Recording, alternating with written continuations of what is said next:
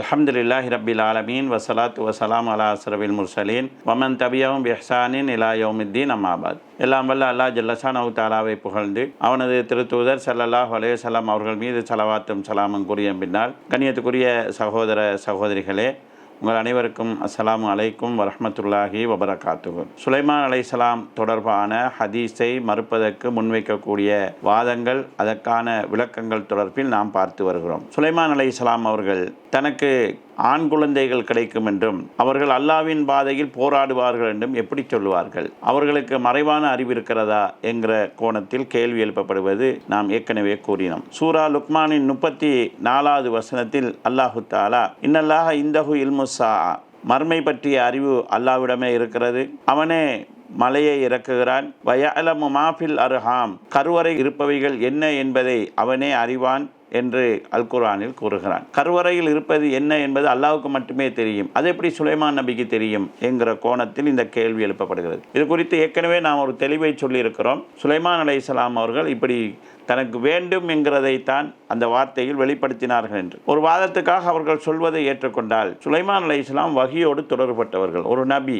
அவர் அல்லாஹ்விடத்திலே வஹியை பெற்று இந்த வார்த்தையை சொல்லியிருக்கலாம். உதாரணமாக சூரா கஹ்பினுடைய 80-81வது வசனங்களிலே ஒரு சிறுவரை ஹிதர் அலைஹிஸ்ஸலாம் அவர்கள் கொலை செய்கிறார்கள். அதற்கு அவர்கள் காரணம் கூறுகிற போது, வஅம்மல் குலாம், இந்த சிறுவனை பொறுத்தளவில் பக்கான அபவாஹு முஃமினைனி, அவருடைய பெற்றோர்கள் மோமினானவர்கள், ஃபஹசீனா யுர்ஹிகஹுமா துக்யானன் வகுஃப்ரா, இந்த சிறுவன் வளர்ந்தால் அந்த பெற்றோர்களை குஃப்ரை செய்யுமாறு நிர்பந்திப்பான், ஃபரதுனா யுப்திலஹுமா ரப்புஹுமா ஹைரம் மின் ஜகாத்தன் வஅக்ரபர்ஹமா, அல்லாஹு தஆலா இன்பனுக்கு பகரமாக பெற்றோரோடு நல்ல முறையில் நடக்கக்கூடிய, நேசம் கொள்ளக்கூடிய ஒரு குழந்தையை கொடுக்க நாம் நாடினோம் என்று கூறுகிறார்கள். அதாவது இந்த சிறுவன் வளர்ந்தால் தன் பெற்றோர்களை நோவினை செய்வான், குஃப்ரை செய்யுமாறு தூண்டுவான் என்பது ஹிதர் அலைஹிஸ்ஸலாத்துக்கு எப்படி தெரியும் என்று கேட்டால், இதுக்கு லேசான ஒரு பதில் அவரே அந்த உரையின் கடைசியிலே சொல்வார். இதை நான் என்னுடைய அடிப்படையை செய்யவில்லை, இது அல்லாஹ்வுடைய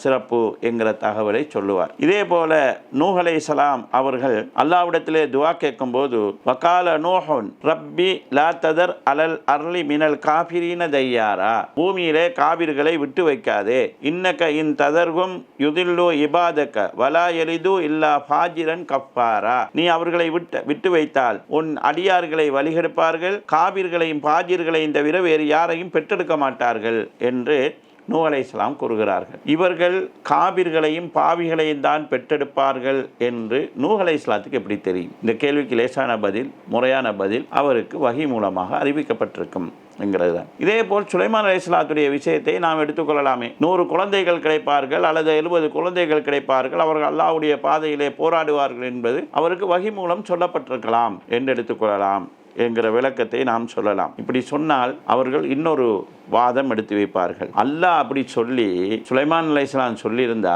சொன்ன மாதிரி அவங்களுக்கு 100 புள்ள கிடைச்சிருக்கணும் அல்லது 70 புள்ள கிடைச்சிருக்கணும், அவர்கள் அல்லாஹ்வுடைய பாதையில் போராடிக்கணும். அப்படி நடந்துச்சா? நடக்கவில்லை. எனவே அவர் அல்லாஹ் அப்படி சொல்லவில்லை. சுலைமான் நபி சுயமாகத்தான் சொன்ன மாதிரி தான் இந்த சம்பவம் சொல்லுதோ, மறைவான விஷயம் அறிஞ்ச மாதிரி சொன்ன மாதிரி தான் இந்த சம்பவம் சொல்லுதோ, எனவே இதை ஏற்றுக்கொள்ள முடியாது என்று சொல்வார்கள். இதற்கு நாம் ஏற்கனவே சொன்ன அதை ஒரு வேண்டுதலாக முன்வைத்தார்கள் என்கிறது பதிலாக இருக்கும். இவர்களுடைய வாதத்துக்கு இந்த நாம் மேற்கூறிய சம்பவங்களை வைத்து நாம் இதற்கு பதில் சொல்கிறோம். இப்போது யோசிச்சு பாருங்கள், நான் ஏற்கனவே சொன்ன 2 சம்பவங்கள் என்ன? ஹிதர் அலைஹிஸ்ஸலாம் அந்த சிறுவனை கொன்றது, நூஹ் அலைஹிஸ்ஸலாம் இவர்கள் இருந்தால் காவிர்களையும் பாவிகளையும் தான் பெற்றெடுப்பார்கள் என்கிற சொன்னது. எப்படி சொன்னார்கள்?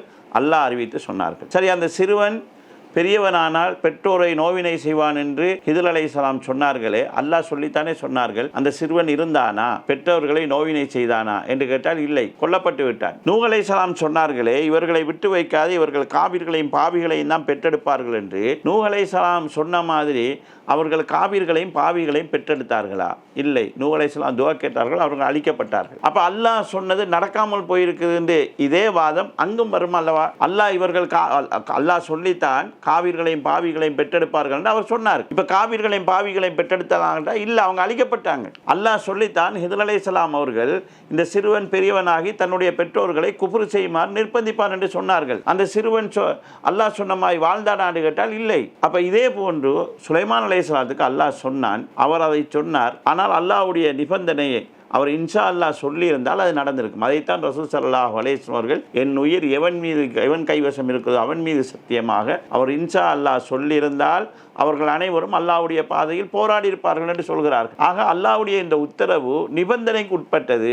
இவர் எப்படி நடந்து கொள்கிறார் என்பதை பொறுத்தது. அவர் நடந்தது மாறிவிட்டது, எனவே அவருக்குரிய அந்த விஷயம் மாற்றமடைகிறது என்று நாம் எடுத்துக்கொள்ளலாம். இதற்கு என்ன நாம் ஆதாரம் எடுக்கலாம்? லிக்குல்லி அஜலின் கிதாப், ஒவ்வொன்றுக்கும் பதிவேட்டிலே ஒரு டைம் இருக்குது.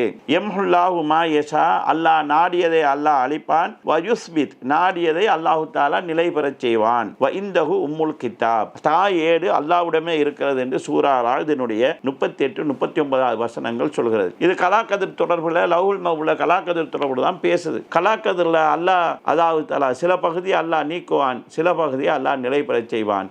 உம்முல் கிதாபுங்கிறது அல்லாஹ்விடத்தில் இருக்குது. ஒருவன் பிரார்த்தனை செய்தால் இப்படி, செய்யாவிட்டால் இப்படி என்று இருக்கும். அவன் பிரார்த்தனை செய்வானா இல்லையாங்கிறது உம்முல் கிதாபில் இருக்கும். செஞ்சால் கிடைக்க வேண்டியது ஒன்று, செய்யாமல் போனால் கிடைக்காமல் போகலாம்.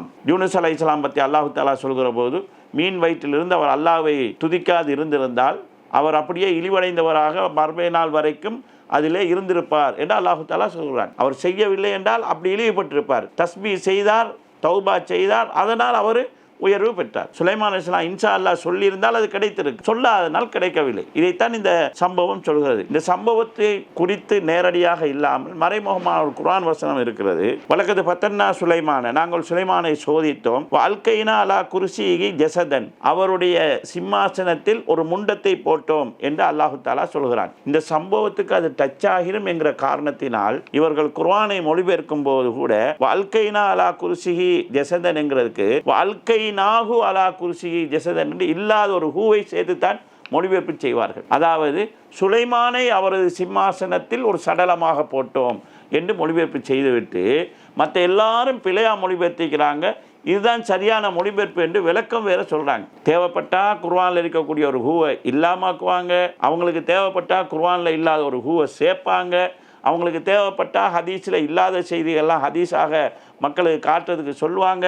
ஒரு ஹதீஸில் சொல்லப்பட்ட ஒரு விஷயத்தை வைத்து இன்னொரு ஹதீஸுக்கு பிரக்கெட் போட்டால் கூட இந்த ஹதீஸில் இல்லாத வாசகம் பிரக்கெட் இவங்களாக போட்டுக்கிறாங்க, கையால் போட்டிருக்கிறாங்க, இதை நீக்கிட்டு வாசிக்கணும்னு சொல்லுவார்கள். இப்படியான அதை வேண்டுமென்றே திட்டமிட்டு மக்களை சீர்குலைக்கக்கூடிய உள்நோக்கத்தில் இந்த ஹதீஸ்களை இவர்கள் அணுகிறார்கள். சரியான முறையில் அணுகியிருந்தால் கடந்த கால வாழ்த்த அறிஞர்கள் எல்லாம் இந்த விளக்கங்களோடு தான் இந்த ஹதீஸ்களை சரி கண்டிருக்கிறார்கள். வெறுமனே அறிவிப்பாளரை மட்டும் வைத்து ஹதீஸ்கள் சரிபார்ப்பது கிடையாது. மத்தன் எப்படி இருக்கிறது, மத்தனுக்குள்ள அதாவது முரண்பாடுகள் இருக்கிறதா, ஒருவர் சொன்ன செய்திக்கு அதே சம்பவத்தை சொல்லக்கூடிய இன்னொருவர் வித்தியாசமாக சொல்லியிருக்கிறாரா, மாற்றமாக சொல்லியிருக்கிறாங்களா, தன்னை விட உறுதியானவருக்கு முரணாக சொல்லப்பட்டிருக்கிறதா, இந்த விஷயங்களும் சேர்த்துத்தான் சஹீ என்று தீர்மானம் செய்யப்படுது. அறியாத மக்களிடத்தில் இவர்கள் சனதை மட்டும்தான் பார்ப்பார்கள். அறிவிப்பாளர் சரியாக இருந்தால் என்ன பொய்யா இருந்தாலும் ஏற்றுக்குவாங்க என்கிற கோணத்தில் செய்திகளை மக்களிடத்தில் கொண்டு போய் மக்கள் வழிகெடுக்கப்படுகிறார்கள். எனவே இது குறித்து விழிப்பாக இருங்கள். இவர்களுடைய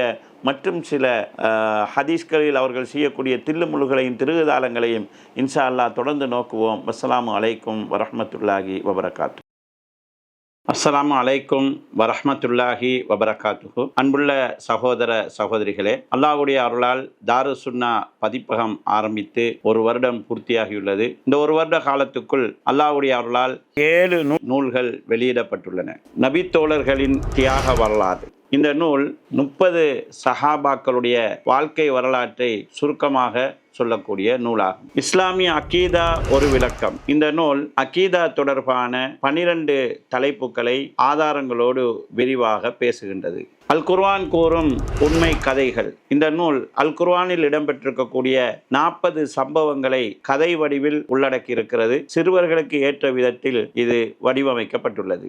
ஸஹீஹுல் புகாரி கிரந்தத்துக்கு எதிரான நவீன குற்றச்சாட்டுகளும் பதில்களும் என்கிற இந்த நூல் அரபியில் எழுதப்பட்ட நூலின் மொழிபெயர்ப்பாகும். இது ஸஹீஹுல் புகாரி கிரந்தத்துக்கு எதிராக சொல்லப்படக்கூடிய குற்றச்சாட்டுகளுக்கான விரிவான விளக்கங்களை உள்ளடக்கியுள்ளது. இஸ்லாமிய ஃபிக்ஹ் சட்டங்கள் சுத்தம் என்கிற இந்த நூல் ஃபிக்ஹ் தொடர்பான அடிப்படையான அம்சங்களையும் தஹாரா, கிதாபு தஹாரா என்று சொல்லக்கூடிய ஒழுவை முறிப்பது, ஒழுவுடைய சுன்னத்துக்கள், ஒழுவினுடைய கடமைகள், கடமையான குளிப்பு, மாதத்தீட்டு, பிரசவத்தீட்டு, உதிரப்போக்கூடிய பெண்களுக்கான சட்டதிட்டங்கள், தயமும் செய்வது, காலுறையில் மசுகு செய்வது போன்ற அன்றாட வாழ்வில் இபாதத்துக்களோடு சம்பந்தப்பட்ட எங்களுக்கு தேவையான சட்டதிட்டங்களை உள்ளடக்கிய ஒரு நூலாகும். நேசம் கொள்ளலும் விலகி இருத்தலும், கரைந்து விடாமல் கலந்து வாழ்வோம். இந்நூல் நாம் யாரை நேசிக்க வேண்டும், யாரை விட்டும் விலகி இருக்க வேண்டும், பிற மத மக்களோடு வாழ்கிற போது எங்களுடைய வாழ்க்கை வழிமுறைகள் எந்த வரையறைகளுக்குள் இருக்க வேண்டும் என்கிற விவரங்களை தெளிவுபடுத்துகின்றது.